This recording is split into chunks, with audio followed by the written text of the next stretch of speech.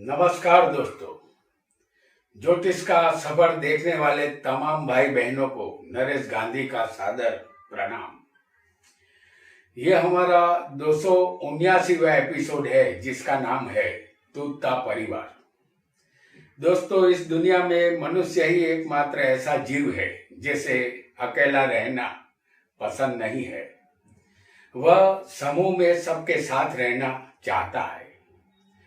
कहते हैं कि हमारे पूर्वज जो आदि मानव थे वह भी टोली बनाकर ही रहते थे। इसका कारण यही था कि अकेलेपन से मनुष्य के अंदर का छुपा हुआ भय जागृत हो जाता था।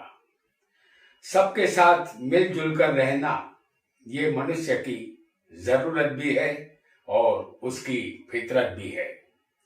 महफिल का आयोजन करना, जश्न मनाना, पार्टी करना, यही आज के मनुष्य का शौक बन चुका है।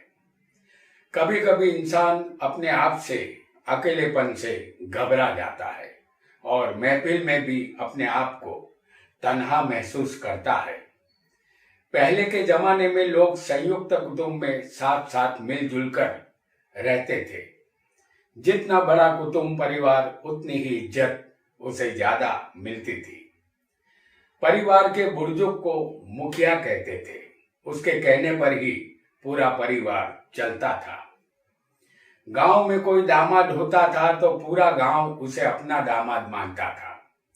इसी तरह गांव की बेटी या बहू पूरे गांव की बेटी या बहू मानी जाती थी। लेकिन आज इस सभ्य समाज में संयुक्त परिवार टूट रहा है और इसका कारण है मनुष्य की महत्वाकांक्षा का अतिशय बढ़ जाना, अधिक सुविधाजनक जिंदगी बिताने की लालसा और साथ ही सहन शक्ति का अभाव और अन्य लोगों से स्वार्थपूर्ण सीमित संबंध रखना, यानी सिर्फ अपने लिए ही सोचना, भौतिक चीजों में सुख ढूंढने की चाहत परिवार टूटने का कारण है। कुछ योग हमारी जन्म कुंडली में भी होते हैं जो हमें अपनों से जुदा कर देते हैं। कुछ ऐसे योगों को आज हम जानेंगे जो पति या पत्नी की कुंडली में होंगे तो माता पिता या सास ससुर को छोड़कर अलग रहने के लिए जाना होगा। आइए समझते हैं उन योगों को जो अपनों से अपने को जुदा कर देते हैं। हमारी कुंडली में 9 ग्रह होते हैं। उन ग्रहों में सूर्य, शनि, राहु को पाप ग्रह माना गया है। यह तीनों विच्छेदात्मक ग्रह है। यह जिस स्थान से जुड़ जाते हैं उस स्थान के सुख से वंचित कर देते हैं। कुंडली में दूसरा स्थान वाणी, धन और कुटुंब परिवार का है।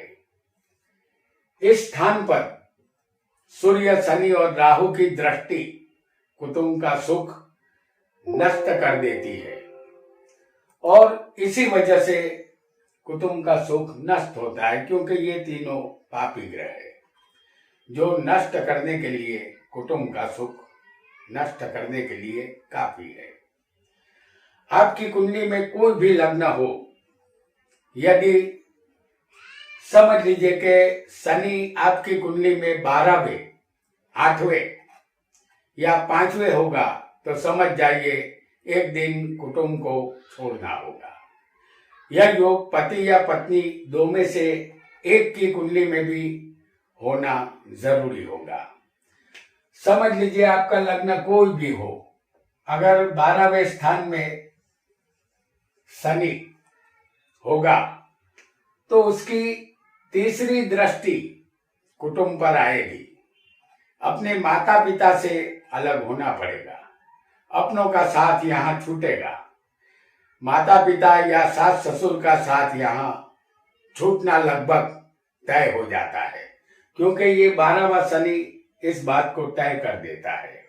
कुटुंब के स्थान पर शनि की दृष्टि धन का नाश करती है और अपने कुटुंब परिवार का कट्टर विरोधी बनाती है।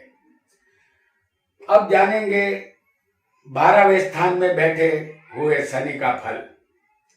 अगर किसी को 12वें स्थान में शनि होगा तो ये शनि पति या पत्नी को लज्जाहीन और बेशरम बनाता है।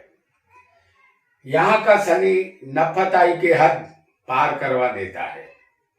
यहाँ का शनि आंख की पीड़ा देता है। जातक अपनी अप्रामाणिकता के लिए जाना जाता है। अगर किसी को शनि 8वें होगा अष्टम स्थान में तो उसकी 7वीं दृष्टि कुटुंब परिवार पर आएगी। स्थान का शनि भी कुटुंब से विच्छेद करवाता है। कुटुंब से अलग होना ही पड़ता है। अलग होने का कारण धन संबंधित कौटुंबिक कलेश होता है या कुटुंब में लंबा चलने वाला तंता फसाद होता है, जिसकी वजह से पति पत्नी अपनों को छोड़ते हैं। पैतृक संपत्ति, क्योंकि ये दूसरा जो स्थान है पैतृक संपत्ति का भी है, तो पैतृक संपत्ति को लेकर झगड़ा लंबा चलता है।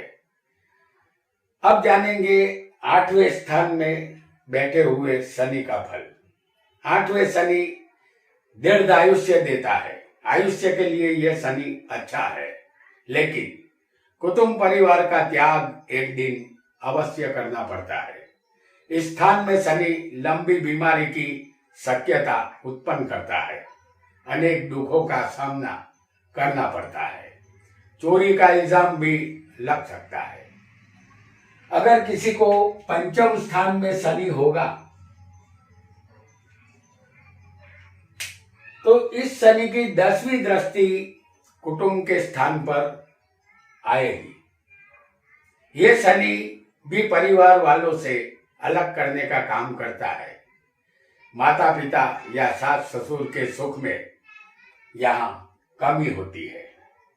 कुटुंब से अलग होना पड़ता है। धन संबंधित परेशानियों का सामना यहाँ करना पड़ेगा। अब जानेंगे पंचम स्थान में बैठे हुए शनि का फल। इस स्थान का शनि संतान में विलंब करवाता है या 5 पुत्री का योग देता है। पुत्री पाकर पति पत्नी लक्ष्मीवान बनते हैं। पुत्र हो तो उसके द्वारा कष्ट प्राप्त होता है। भाग्य अस्थिर होता है। संसार का सुख नहीं मिलता। अब जानेंगे एक और ग्रह को जिसकी दृष्टि अगर कुटुंब के स्थान पर होगी तो वो ग्रह भी कुटुंब से विच्छेद करवाता है, और वो ग्रह है सूर्य। सूर्य अगर किसी को अष्टम स्थान में बैठा होगा, क्योंकि सूर्य की सिर्फ 7वीं दृष्टि होती है और उसकी 7वीं दृष्टि अगर कुटुंब पर आएगी तो सूर्य क्रूर और विच्छेदात्मक ग्रह है। सूर्य की दृष्टि कुटुंब पर होगी तो यह सूर्य कुटुंब परिवार से विच्छेद करवाता है और अपने पिता की स्थावर संपत्ति का नाश करता है, क्योंकि ये स्थावर संपत्ति पैतृक संपत्ति का भी स्थान होता है।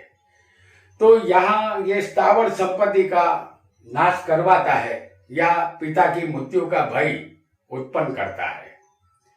सुख मिलता है। वाहन का सुख सूर्य की दृष्टि से मिलेगा। जातीय रोग यहाँ सताएंगे। अब जानेंगे अगर सूर्य 8वें बैठा होगा उसका फल। सूर्य 8वें हो तो उसके मित्र ही उसके शत्रु बनते हैं। आंख में पीड़ा होगी। परदेश गमन की संभावना ये सूर्य बनाएगा। यदि स्त्री की कुंडली में सूर्य 8वें हो तो विधवा बनने का योग यहाँ बनता है। अब जानेंगे एक और ग्रह को जिसे विच्छेदात्मक ग्रह कहा गया है, राहु। अगर किसी को राहु 6ठे स्थान में बैठा होगा तो उसकी 5वीं दृष्टि कुटुंब के स्थान पर आएगी। राहु 8वें होगा तो उसकी 7वीं दृष्टि यहां पर आएगी। अगर किसी को राहु अष्टम स्थान में हो तो, और अगर राहु किसी को 10वें स्थान में बैठा होगा तो उसकी 9वीं दृष्टि कुटुंब पर आएगी। राहु एक मायावी, पापी और विच्छेदात्मक ग्रह है। 6ठे, 8वें या 10वें अगर राहु बैसा होगा तो जातक या जातिका को अपने कुटुंब से अवश्य जुदा कर देता है। 6ठे राहु होगा तो उसकी 5वीं दृष्टि धन, कुटुंब और परिवार के स्थान पर आएगी। राहु शनि के समान फल देता है। कुटुंब में तंता फसाद खड़ा करता है। अपने परिवार का वातावरण जहरीला बना देता है, क्योंकि ये जहरीला ग्रह है। कुटुंब के लोगों से बोलने का व्यवहार भी यहां नहीं रहता। अब जानेंगे राहु अगर 8वें होगा उसका फल। माफ कीजिएगा, राहु अगर 6ठे बैठा होगा उसका फल हम जानेंगे, क्योंकि उसकी दृष्टि का फल हम जान चुके हैं। अब राहु अगर 6ठे होगा तो ये राहु शत्रु पर विजय प्राप्त करवाता है, वह धनवान बनाता है, आयुष्य लंबा मिलता है, लेकिन मूत्रपिंड के रोग होते हैं। मानसिक तौर पर जातक यहाँ अपने आप को अस्वस्थ महसूस करता है। अगर 8वें राहु होगा तो उसकी 7वीं दृष्टि कुटुंब पर आएगी। ऐसा राहु कुटुंब से विच्छेद करवा कर ही दम लेता है। राहु अचानक फल देता है। स्थान का राहु 7वीं दृष्टि से कुटुंब को देखता है। जातक का कुटुंब धन के मामले में समृद्ध नहीं बनता। धन के लिए ऐसा राहु भटकाता है। अब जानेंगे राहु 8वें होगा उसका फल। राहु 8वें बैठा होगा तो जातक को सर्प से भय रहता है। कभी न कभी फ्रूट पॉइजन होता है। जहरीले जानवरों से सावधान रहना होगा। जातक चोरी जैसे नीच कर्मों में रत रहता है। आयुष्य लंबा मिलता है। गुप्त रोग की संभावना ये राहु बनाता है।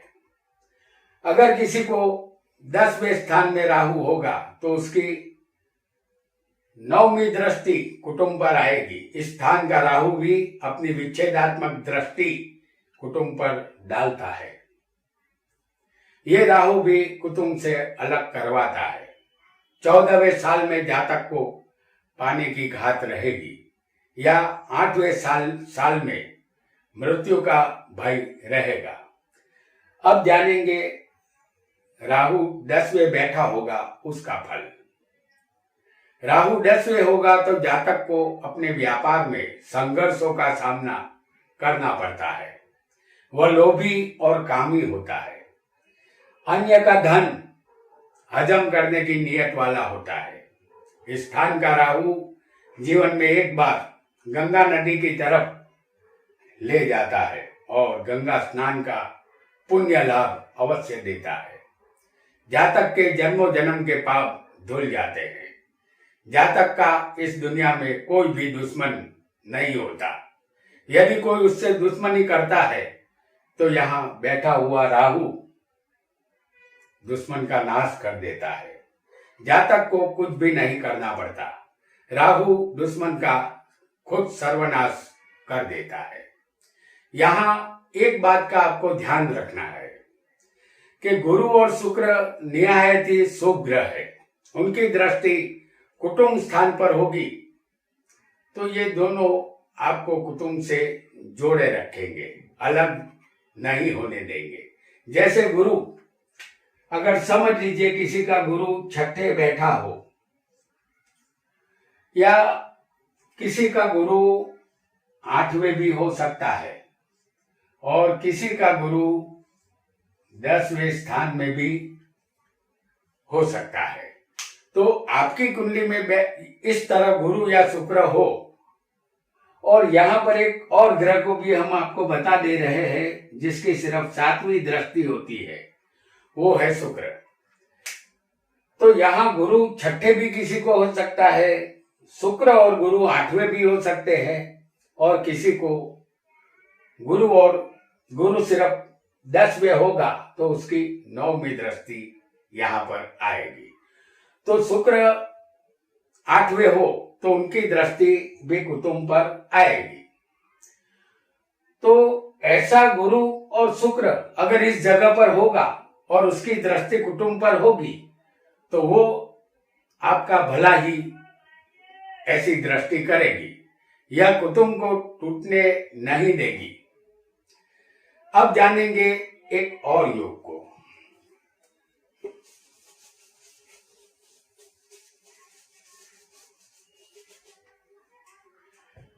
आपका लग्न यहां कोई भी हो, आपकी कुंडली में किसी भी स्थान में वृश्चिक राशि का चंद्र बैठा होगा, जैसे हम आपको चंद्र को दिखा रहे हैं 10वें स्थान में। लग्न आपका कोई भी हो, चंद्र एग्जाम्पल के तौर पर, उदाहरण के तौर पर हम 10वें स्थान में दिखा रहे हैं, आपकी कुंडली में ये चंद्र वृश्चिक राशि में होना चाहिए। ये वृश्चिक राशि का चंद्र किसी भी स्थान में हो सकता है आपकी कुंडली में। तो याद रहे कि ऐसा चंद्र अगर जातक की कुंडली में होगा तो यहाँ जातक को माता पिता का सुख नहीं मिलेगा। यदि माता पिता होंगे भी तो शादी के बाद माता पिता को छोड़कर एक नया जहां बसाना होगा। चाहे आप माता पिता से कितना भी प्रेम क्यों न करते हो, उन्हें छोड़ने के लिए मजबूर होना पड़ेगा। चंद्र कुंडली में माता है और हमारा मन भी है। वृश्चिक में चंद्र यहां नीच का होता है, क्योंकि ये चंद्र किसी भी जगह हो सकता है। वृश्चिक का चंद्र जो नीच का ही होगा, तो चंद्र वृश्चिक राशि में नीच का होता है। ऐसा वृश्चिक राशि का चंद्र माता का और पिता का सुख नहीं दे पाता। 80% जातक माता पिता को छोड़कर और कुटुंब का त्याग करके चले जाते हैं। बाकी 20% जातक जिसकी कुंडली में चंद्र के साथ शुभ ग्रह बैठे होंगे, जैसे शुभ ग्रह किसे कहते हैं, गुरु, बुध और शुक्र। समझ लीजिए कि चंद्र के साथ अगर गुरु, बुध और शुक्र जैसे शुभ ग्रह होंगे तो जातक अपने माता पिता के साथ ही रहेंगे। या बुध, शुक्र और गुरु की दृष्टि, जैसे हम आपको दिखा रहे हैं, बुध, शुक्र और गुरु की 7वीं दृष्टि, बुध और शुक्र की भी 7वीं दृष्टि यहां पर आएगी। अब किसी को समझ लीजिए कि गुरु अगर 6ठे स्थान में हो सकता है, क्योंकि उसकी 5वीं, 7वीं और 9वीं दृष्टि होती है। तो 9वीं दृष्टि के लिए गुरु या तो यहां भी हो सकता है। किसी को गुरु यहां होगा तो 9वीं दृष्टि आएगी, अगर चौथे होगा तो 7वीं दृष्टि आएगी, और गुरु अगर 6ठे बैठा होगा तो 5वीं दृष्टि यहां पर आएगी। और बुध शुक्र की सिर्फ 7वीं दृष्टि होती है। तो बुध, शुक्र और गुरु की दृष्टि में अगर ये चंद्र होगा तो माता पिता का सुख मिलेगा। या इस चंद्र पर समझ लीजिए कि गुरु की दृष्टि या पापी गुरु की दृष्टि ना हो, शुक्र और बुध की भी दृष्टि ना हो इस चंद्र पर, तो यहां आपको ये समझना है कि समझ लीजिए कि गुरु की शुभ ग्रहों की दृष्टि यहां पर नहीं है और सिर्फ पापी ग्रहों की ही दृष्टि इस चंद्र पर होगी। जैसे हम आपको बता देते हैं कि पापी ग्रह कौन है, विच्छेदात्मक ग्रह सूर्य, शनि और राहु। अगर विच्छेदात्मक ग्रहों की दृष्टि इस पापी चंद्र पर जो नीच का है उसके ऊपर दृष्टि होगी। अगर सूर्य, शनि, राहु जैसे ग्रह, जैसे हम आपको दिखा रहे हैं, शनि, राहु और सूर्य इस चंद्र के साथ होंगे तो 100% अलग रहने के लिए जाना होगा। पापी ग्रह सूर्य, राहु और शनि है। ये विच्छेदात्मक ग्रह है जो अपनों से जुदा कर देते हैं। तो दोस्तों, आज हमने संयुक्त कुटुंब कैसे टूटता है ये जाना, परिवार से जुदा करने वाले ग्रहों के विषय में समझा। आज इतना ही। आपका बहुत बहुत धन्यवाद।